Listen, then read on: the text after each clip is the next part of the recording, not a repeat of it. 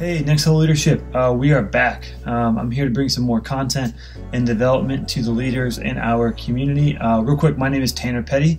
I am the ministry training resident here at Waymaker.Church, and I'm just here to bring, again, some more development to the leaders in our community. And hopefully sooner rather than later, we will be doing this not from my guest room / office, but we will be doing this in person. So we do plan to hopefully eventually meet in person. We don't know what that's going to look like quite yet. We're still waiting, obviously, to find out more information. But I would just say stay tuned.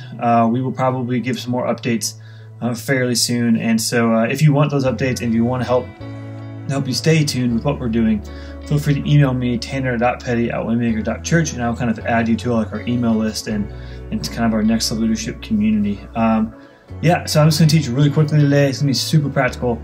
And then hopefully you can go about and enjoy the rest of your weekend.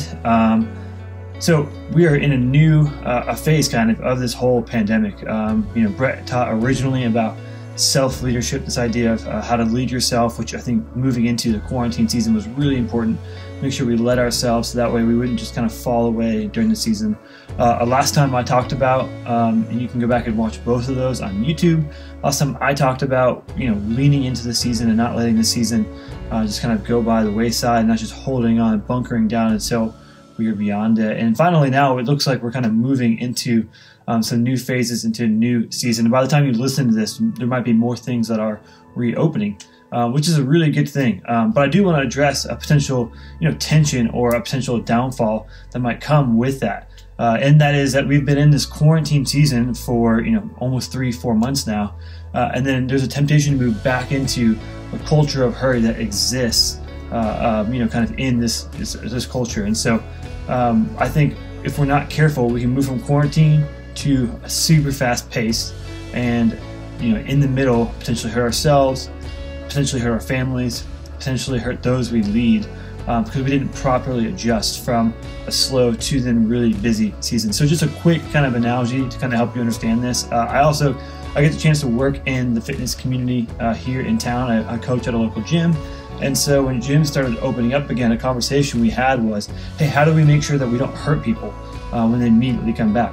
People had either not been working out at all or at best been working out at home doing some things but not able to do the weights, the volume, the same intensity as what they did before. And so to expect them to come right back into what they were doing before would be foolish, and it could actually potentially lead to injury. So we actually changed and tweaked our programming to fit the current state they were at and hopefully guide and help and guide them into kind of back into their regular routine of fitness and working out and preventing injury.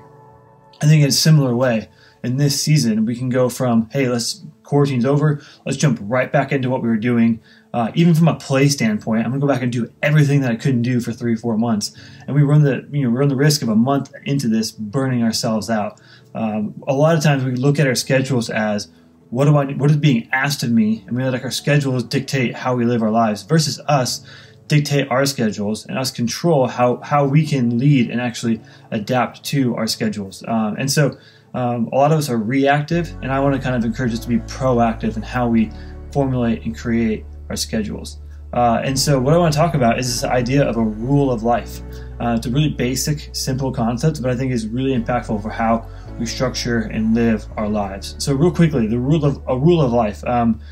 It's easy for me to say that, and you guys immediately think of like, okay, am I going to collect a list of rules that then I can't do things and can do some things? Like, isn't it legalistic? Isn't that the whole point of what Jesus came to get rid of? And all of those are simple things to kind of come to mind and totally understandable. But what I want to say is, a rule of life is not a list of things for us to do or not do. Rather, it's a structure by how we live. And so rather than you thinking of like, hey, I'm just going to make a list of things to do, think of, I'm actually going to create a structure and pillars in my life that are going to help me move from thing to thing in a healthy way. Another picture for a rule of life is kind of that of a trellis. So if you don't know what a trellis is, basically every vine that produces fruit has something that holds it up, that helps it collect the water it needs, collect the kind of the sun it needs, and actually helps it grow to its fullest capacity to produce the fruit that it needs. A lot of us don't live with that trellis, that thing holding us up. A lot of us, our schedules act as something that pulls us apart, pulls us in different directions. But I want to kind of give us some instruction that can help make our schedule something that holds us up like a trellis to produce the fruit we are meant to produce. So real quickly, I just want to say I'm not going to dive into all the things that a rule in life entails. I'm actually going to put up some links, some different resources that you can then follow and engage with that will help you develop this more fully in your life. But I just want to give some quick practical tips and just honestly try to convince you to develop a rule of life for yourself. Again, I think this is more important than ever because we walk into this temptation of going back into everything we did before and letting our schedules pull and dictate us versus us dictate how we're going to live. And like before, if someone walks into the gym and does everything that they were doing before without any sort of kind of like a transition, then that leads to potential injury. And I think if we walk back into the season of life, into a new season of life with no intention, we just move right into full pace, there's potential for injury. Whether it's us, whether it's our family, whether it's those we lead, we have a potential to cause harm. So how can we begin to institute a rule of life? Well, I just want to start with this basic concept, and this is really all I'm going to teach on now. But again, I'm going to put up links that you can go and follow and kind of do some more homework with on this. But I just want you to start big and then work small. So start with the really big things, the non-negotiables, the things that no matter what, these are the biggest priorities. And I encourage you to pick 3. So for me, the 3 are really simple. It's my relationship with Jesus, my family, and then my job. Those 3 things I have to do. Like I no matter what, following Jesus is the most important thing to me. And it might not be to you, based off your beliefs, based off how you live your life. But for me, that is the most important thing. Number 2, my family. Like I love work. I love the fun things I get to do, but I've been ultimately called to steward my family. And so how I'm going to dictate my schedule is going to be something that is healthy and relatable for them. And then 3, work, which is the number one thing that actually dictates my schedule, and the thing that allows me to provide for my family. It allows me to kind of express my relationship with God is through work. And so those 3 things are non-negotiable. So I'm actually going to begin to set up my schedule in a way that is going to make those 3 things clearly the most important. Like if you looked at my schedule, if I wrote it down, clearly those would be the most important things. I hear a lot of times people, especially in my demographic, say, hey, I don't have enough time to do that, or I don't have enough time to pray, or I don't have enough time to spend that time with my family. And the reality is we do have that time. We've just given that time to something else. And so when we start big and we block in those big priorities, we can begin to kind of sift and find the things that work alongside those things.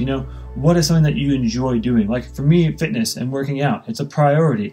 It's not as important as the other 3 things, but it's something that I fit alongside of those things to make sure that I can actually stay happy and stay healthy and all of that. For you, it might be something different. I don't know what it is. And then eventually we get to these things that are, purely just play. And there are good things. So maybe for you, like fantasy football needs to somehow get pushed to the side, or right now there's no fantasy sports because fantasy sports aren't here. But whatever it is, that play thing for you, it's on the smaller side of importance.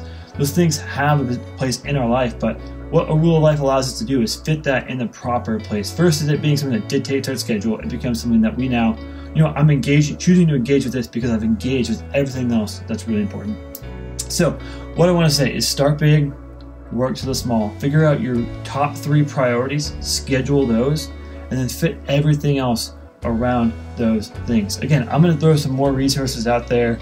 So kind of a rule of life planner that another church, Bridgetown Church, has created that I think can be really helpful. But if you're still skeptical right now of, do I really need to do this? My press to you is that the goal of this is to be more present. Be more present to ourselves, more in tune with God, more present to our families, and more present to our work. How can we be more effective in our work? How can we be more effective in all the things we're doing? And a rule of life helps us use it. Again, it is the trellis that holds up the vine of our life to produce the fruit that we are most capable of producing. So if you enjoyed this content today, feel free to share. Again, I'm posting more links. I said that like 1,000 times. I'm posting more links for you to follow up with. Again, if you have any suggestions on content, if you have any questions about where Next Leadership is going, feel free to email me again at tanner.petty@Waymaker.Church. I can't wait to see you guys in person again. Feel free to share this video. I hope you guys have a great weekend and a great Father's Day weekend. Happy Father's Day to all those fathers who are watching. Thankful for this community, and I'm excited to see what we have for the future.